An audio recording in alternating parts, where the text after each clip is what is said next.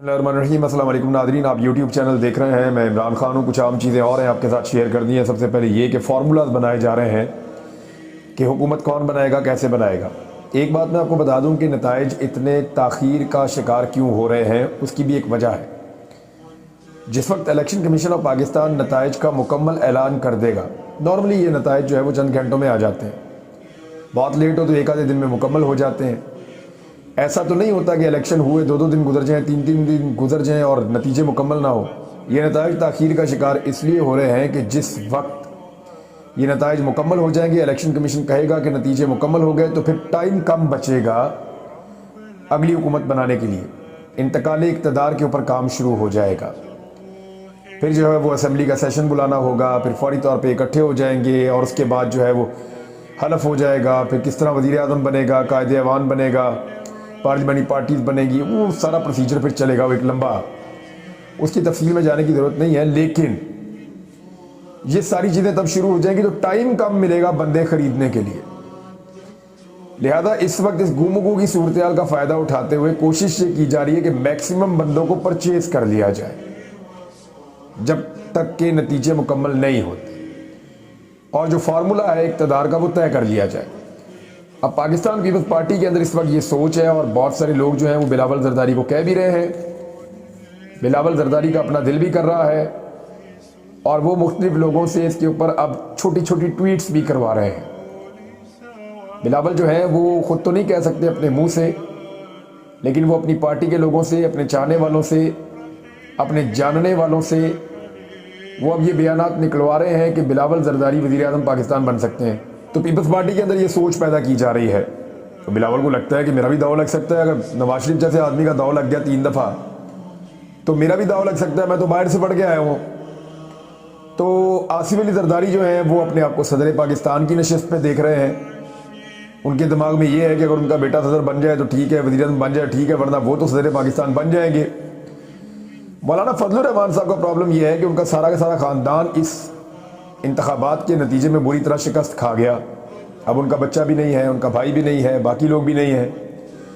फजलुर रहमान साहब खुद भी बहुत बुरी तरह अली अमीन गंडापुर से हारे हैं, दूसरी तरफ उनको फ़ायदा हुआ है। लेकिन फजलुर रहमान साहब भी सदर पाकिस्तान के एक संजीदा कैंडिडेट के तौर पर अपने आप को प्रेजेंट करते हैं। वो बार बार कोशिश कर चुके हैं कि उन्हें वज़ीर आज़म या सदर पाकिस्तान का ओहदा मिल जाए। ज़िंदगी की एक ख्वाहिश है जो उनकी पूरी नहीं हो रही। उन्होंने बड़ी कोशिश की, उन्होंने अमेरिकन को यकीन दिलाया कि जो काम आप इन लोगों से लेते हैं, हम मजहबी सियासी जमातें हम ज़्यादा बेहतर कर सकते हैं, आप हमारे लिए कोई हुक्म करें। लेकिन उनके ऊपर अमेरिकन ने एतबार नहीं किया, उनकी अपनी असेसमेंट होती है। तो फजलुर रहमान साहब भी सदर पाकिस्तान के लिए बड़े तगड़े उम्मीदवार हैं। गवर्नर पंजाब के ख्वाब कुछ लोग देख रहे हैं, ख़ास तौर पे वो लोग जो यहाँ पे इलेक्शन हार गए हैं। उन्हें लगता है कि उन्हें गवर्नर पंजाब का ओहदा मिल जाएगा। आप मेरा इशारा समझ गए होंगे। लाहौर से ख्वाजा साद रफ़ीक को लगता है शायद वो गवर्नर बन जाएंगे, लेकिन वहाँ पे पहले ही एक गवर्नर के जो उम्मीदवार हैं नवाज शरीफ के बहुत करीब हैं, जो पहले से गवर्नर हैं। फिर खुर्रम दस्तगीर भी इलेक्शन हार गए हैं, और भी कुछ लोग हार गए हैं। तलाल चौधरी की बचत हो गई है, वो अगर ये इलेक्शन लड़ते तो वो भी हार जाते, तो अच्छा हो गया उन्होंने सेनेटर बनने के मामले के ऊपर सौदा कर लिया, और सेनेट की उनको नशिस्त मिल जाएगी तलाल चौधरी को। अब हो क्या रहा है कि इस वक्त खैबर पख्तूनख्वा में थोड़ी बहुत हिलजुल की गई है। जो पाकिस्तान तहरीक इंसाफ के हमायत याफ्ता आज़ाद उम्मीदवारान जीते हैं, खैबर पख्तूनख्वा में उनसे रब्ता किया गया, और उन्होंने फौरी तौर पर अपनी पार्टी को आगाह किया, और उन्होंने चिट्टा साफ इनकार किया कि जी हम किसी पार्टी को ज्वाइन नहीं कर रहे। हमारे लोगों ने हमें एक ही शर्त पे वोट डाले हैं कि इमरान खान के साथ खड़े होना है। अब हम सिर्फ उसका इंतज़ार कर रहे हैं, वो जो कहेगा हम वो करेंगे। तो खैबर पख्तूनख्वा के अंदर एक नाकामी भी इतनी बड़ी हुई है सारी जमातों को इमरान खान के मुकाबले में, कि उन्हें ये समझ आ गई है कि यहाँ पे अगर बंदे तोड़ेंगे भी तो पैसा भी बहुत लग जाएगा, बंदे भी बहुत मुश्किल है यहाँ से तोड़ना, तो फिर भी टारगेट अचीव नहीं हो पाएगा। उनकी कामयाबी बहुत बड़ी है पाकिस्तान तहरीक इंसाफ की। वो इतने ज़्यादा नशिस्तों के ऊपर जीत गए हैं कि बंदे तोड़ना भी अब मुमकिन नहीं रहा। लिहाजा खैबर पख्तूनख्वा में पाकिस्तान तहरीक इंसाफ बड़े आराम से अपनी हुकूमत बना लेगी। दूसरा जो है वो पंजाब है। पंजाब में इस वक्त पूरा जोर लगाया जा रहा है। जिन MPs के इंतखाबात रह गए हैं या इनके रिजल्ट रह गए हैं, उन्हें दबाव डाला जा रहा है कि अगर आप जीतना चाहते हैं तो आप हमारे साथ वादा करें कि आप नून लीग में या पीपल्स पार्टी में ज्वाइन करेंगे। उनमें आप ज्वाइन करेंगे तो फिर हम आपको जिता देंगे। कुछ लोगों को ये भी ऑफर आया कि चले उनमें ना करें, किसी और जमात में ज्वाइन कर दें, लेकिन पीटीआई को जो है वो आप अकेला छोड़ दें। काफ लीग में चले जाए, कहीं चले जाएं आप, लेकिन पीटीआई को अकेला आप छोड़ दें। लेकिन वो लोग, अभी तक तो कोई बंदा नहीं मिल रहा। मेरी इतला के मुताबिक कुछ लोगों ने रिपोर्ट भी किया है अपनी पार्टी को। अब वो ये कह रहे हैं कि हमें खरीदने के लिए टेलीफोन कॉल्स आ रही है, हमसे रब्ते किए जा रहे हैं। ये बैग ले लेके आप घूमना शुरू हो जाएंगे पंजाब में, लेकिन फ़ायदा कोई होगा नहीं। उसका एक्चुअली डर क्या है? डर ये है कि पाकिस्तान तहरीक इंसाफ के अगर अभी आज़ाद उम्मीदवार ना तोड़े और पाकिस्तान तहरीक इंसाफ ने अदालतों से इंसाफ लेते हुए अपनी सीटें वापस ले ली तो मुसीबत बन जाएगी। देखें, घबराने की या परेशान होने की ज़रूरत उन लोगों को बिल्कुल इसलिए नहीं है जिनके साथ धांधली हुई है कि ये वही लोग हैं जिनके कागजात नामजदगी इन्हीं आरोज ने मुस्तरद कर दिए थे। आपको याद है, यही सारे आरोज जिन्होंने अभी फॉर्म 47 के ऊपर हतमी नतीजे पेश किए हैं और जारी किए हैं, यही सारे आरोज वही लोग हैं जिन्होंने पाकिस्तान तहरीक इंसाफ के रिकॉर्ड उम्मीदवारों के कागजात नामजदगी मुस्तरद कर दिए थे। तारीख में कभी इतने बड़े पैमाने पर नहीं हुए, लेकिन उस सारी ज़्यादती को रिवर्स कर दिया अदालतों में जाने के बाद अदालती फैसलों ने।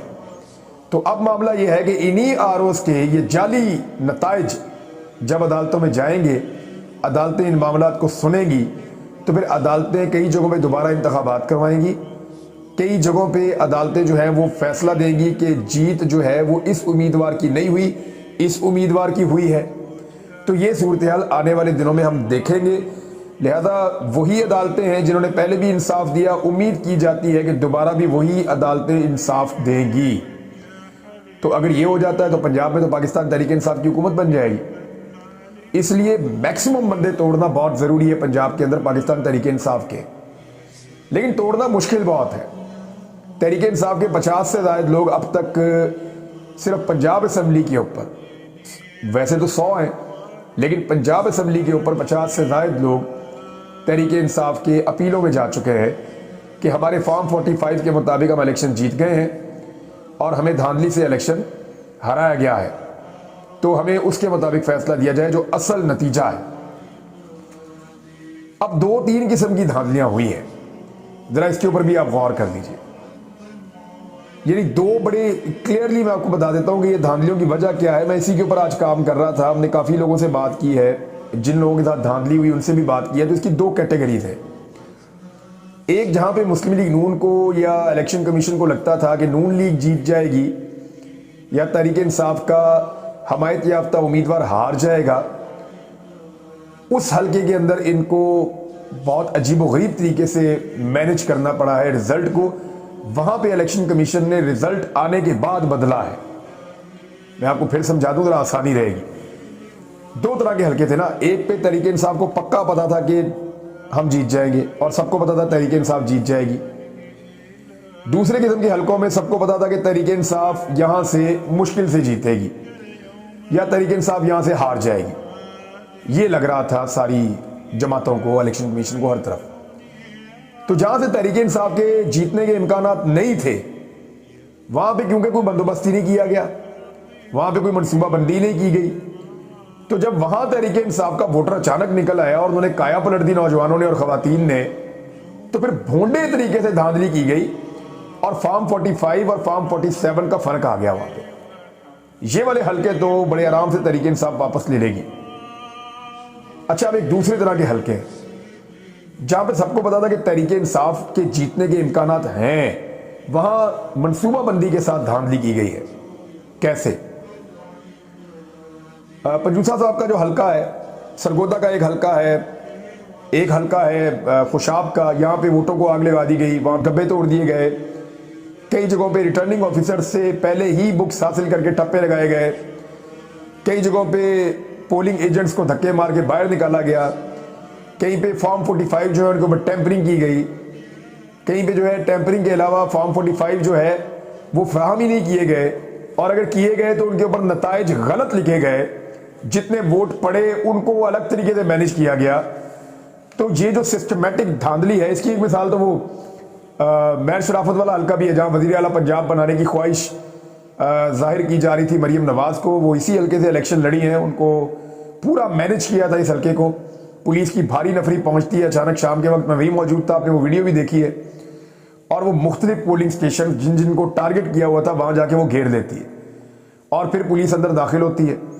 पुलिस अंदर दाखिल होने के बाद क्या कुछ करती है, वो सारे सबूत, अभी मेरी क्योंकि बात हो रही थी मैंने वो सबूत देखे तो महर शराफत के पास सारे सबूत मौजूद हैं कि पुलिस कब दाखिल हुई पोलिंग स्टेशंस में, उन्होंने अंदर जाके क्या हरकत की, किस जगह पे किस पोलिंग स्टेशन में क्या हुआ, कितने बजे से लेकर कितने बजे तक क्या होता रहा।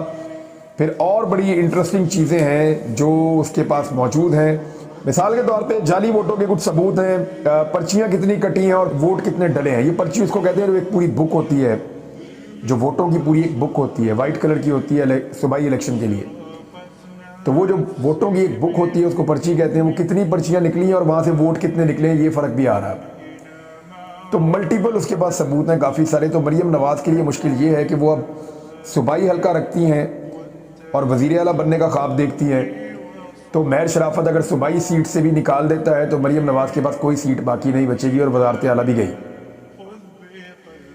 और अगर मरीम नवाज़ कौमी असम्बली की सीट रखती है और सूबाई असम्बली की सीट छोड़ती है तो वज़ीर आला पंजाब नहीं बनेगी।